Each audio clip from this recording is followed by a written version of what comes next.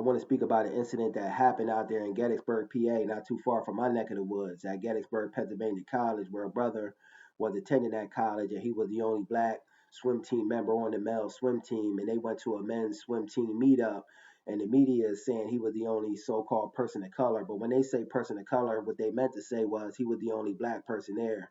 They just say that person of color crap to prevent an uprising from the sort of thing we about to talk about. So the brother was the only black person there at this male swim team meetup, and someone that he regarded to be someone he knew and a friend took it upon themselves to carve a damn N word in his chest. Close friend, my ass. You know what I mean? And it was evidently, from what I gather, two suspects. One did the carving, and one must have been a participant or something in it somehow. And they not releasing the names of the two suspects or the brother, but we know this was a brother. You know, they carved the N word in our damn brother's chest.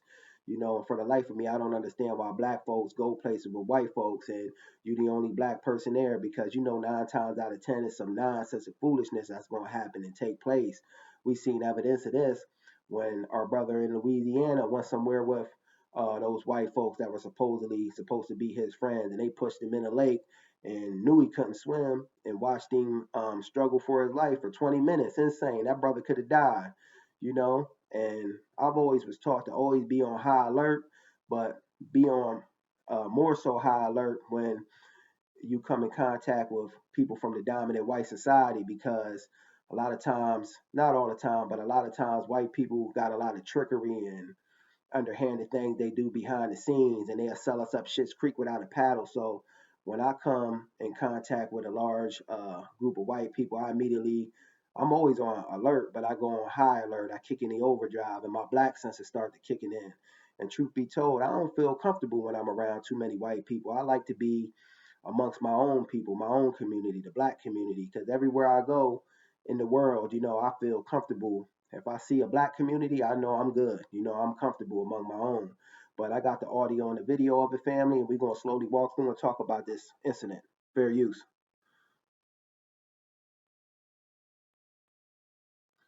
I can't believe that something like this would happen. Tonight, questions are. Truth be told, that was the brother there talking. He couldn't believe something like this would happen. It seems like that brother's a little detached from reality, playing a denial game. See, some black people like to play this denial game where they like to deny that racism, white supremacy exists. We must we must acknowledge it so we can counteract it, so we can begin to counteract the impact of this nonsense. We gotta acknowledge it exists. You can't be living in denial somewhere off in the space, you know what I mean? You gotta be attached to reality and know right what you're dealing with so you can be able to move accordingly. Tonight, questions around what happened at Gettysburg College. Officials now investigating what may have been a racially motivated incident.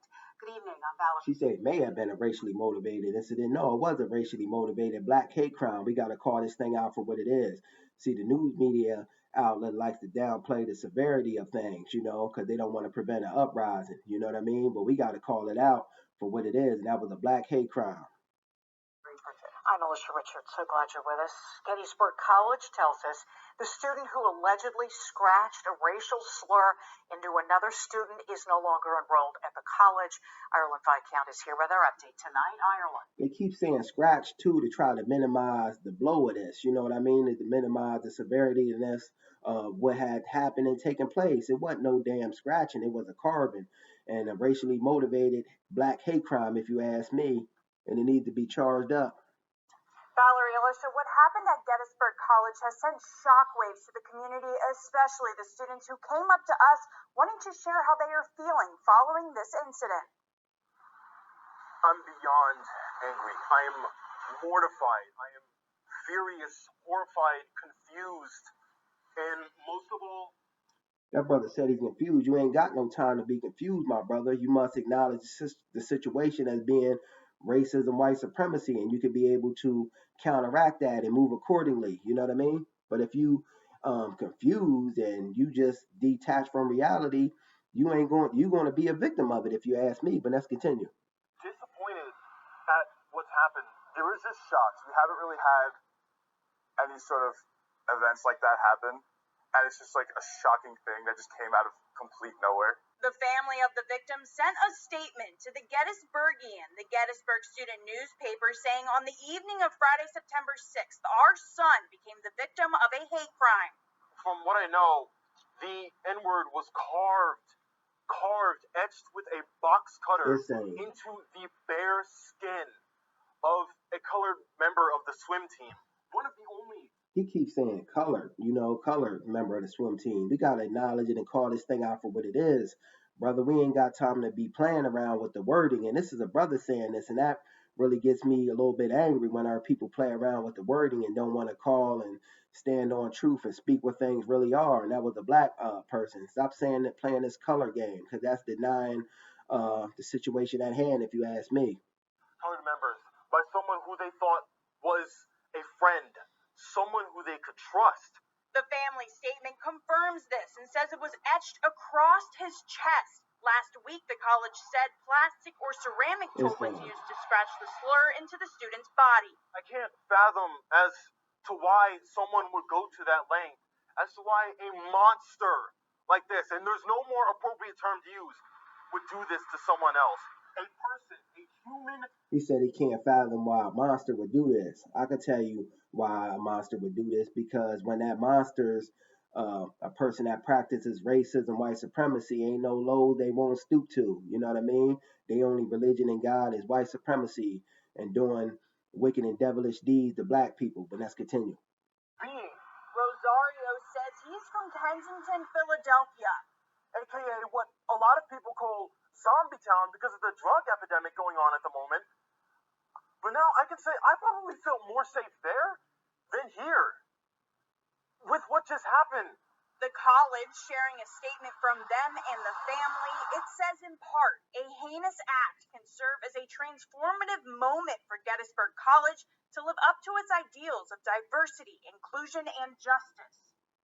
Why does a heinous act done to a black person always have to serve as a catalyst of change? Why not just prevent the stuff from happening, in the first place? And they said it could serve as a catalyst for diversity, inclusion, and change. You know what I mean? And y'all not practicing diversity with a 4.8 black population, because the homework I did in my little bit of research, they only got a 4.8 black population at this school.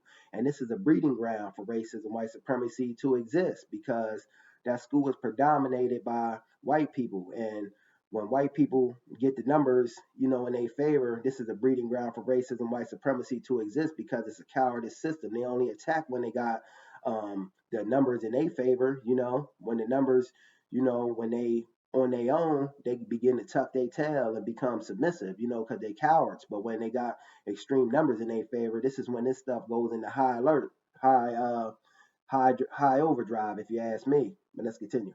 For college to live up to its ideals of diversity, inclusion, and justice. We pray that together we can arouse a collective conscience, promoting healing and help bring about justice for our son and the rest of the Gettysburg College community. A criminal complaint has not been filed with the Gettysburg police. The department says the victim has decided to let the college handle the matter. See, this brother and his family is kind of playing a denial game, if you ask me, too, because they didn't even go to the police about this. It needs to be charged as a racially motivated black hate crime. They just chose to deal with it with inside that school, and the school that expelled the one kid, from what I understand, upon doing some more research on my own, and the one kid was just let off of the swim team, and this kind of stuff needs to be deterred from happening, you know what I mean?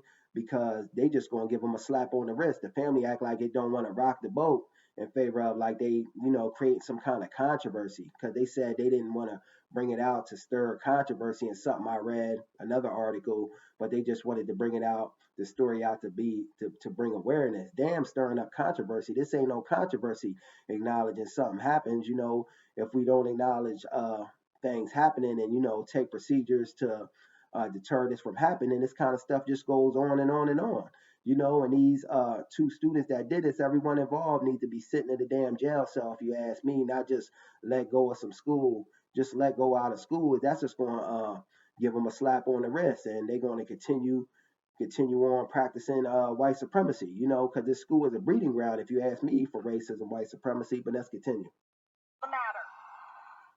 In the family's statement to the Gettysburgian, they say they filed a complaint with the NAACP Harrisburg chapter and the NAACP Pennsylvania Conference, adding they also sent a similar complaint to the Pennsylvania Commission on Human Relations. Alicia. Just terrible. All right, Ireland, thank you. Yeah, this family is playing a denial game, if you ask me, family, you know, because they didn't even want to bring it to the police, this, that, and the other. And this kind of stuff is going to go swept under the rug. But if you ask me, this Gettysburg College with a 4.8 black population, this is a breeding ground for racism, white supremacy, you know. Probably a lot of stuff going on there, man, that's behind the scenes, if you ask me. But yeah, who knows if justice will be brought about, because the family don't even look like they've tried to pursue it to the maximum extent. So I just wanted to bring it to the family, but be on guard, family, because racism, white supremacy exists. We ain't got no time to be playing this denial game and, you know, denying what it was and using these vague and broad terms such as people of color. When things are done to us, we got to stand up and address it and call it out for what it is, and don't give a damn if we rocking the boat. You know what I mean? Because to bring about change and to bring new things into fruition, you got to rock the boat sometimes. They can't just all the time be going along to get along. Just my thoughts on the matter, but I wanted to bring this to the family's attention and bring it to the forefront. Peace.